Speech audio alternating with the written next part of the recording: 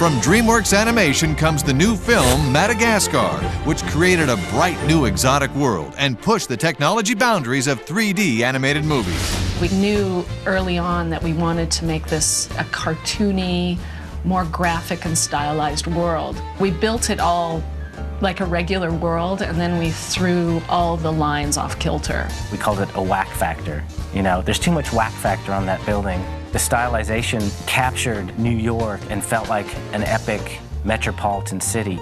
For Madagascar, we really wanted to give this idea that these were New Yorkers that were outside of their element.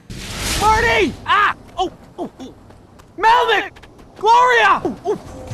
Henry Rousseau was a French painter who actually never went to the jungle. He'd go to the botanical gardens in France and get ideas. This kind of almost childlike, naive vision for what a tropical jungle would be became our inspiration for Madagascar. But as story developed and characters developed, it made more sense to us that the film take on a more homogeneous look. And the style of our characters began to influence the style of our jungle, which wasn't a huge leap because we're still working in a very graphic way. The look is incredible. It's so bright, and especially when they get to Madagascar, it's like amazing. And the Central Park Zoo is so accurate too, because I take my kids there all the time. It was great contrast, you know, between New York and Madagascar, which is just full of life and color and natural beauty and otherworldly beauty as well.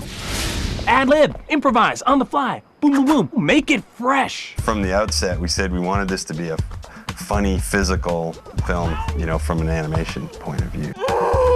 The principles of squash and stretch and really taking animation to an extreme have been around for decades. The influences were, of course, Tex Avery and Bob Clampett and Chuck Jones as well. With the computer, sometimes doing those kinds of things that are so simple when you draw it actually can be a complicated technical procedure. To do that kind of work, we have to be thinking of it ahead of time so that we can set up these puppets, is sort of what they are, these virtual puppets, so that they have that kind of a flexibility.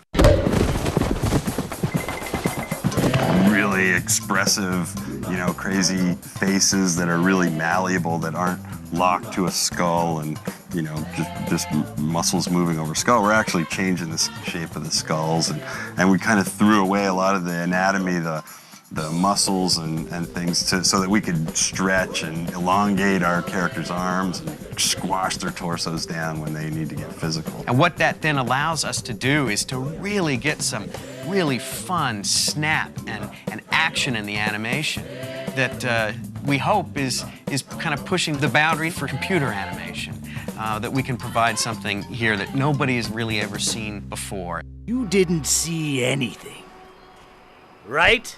Yes, sir. I'm sorry. No, sir.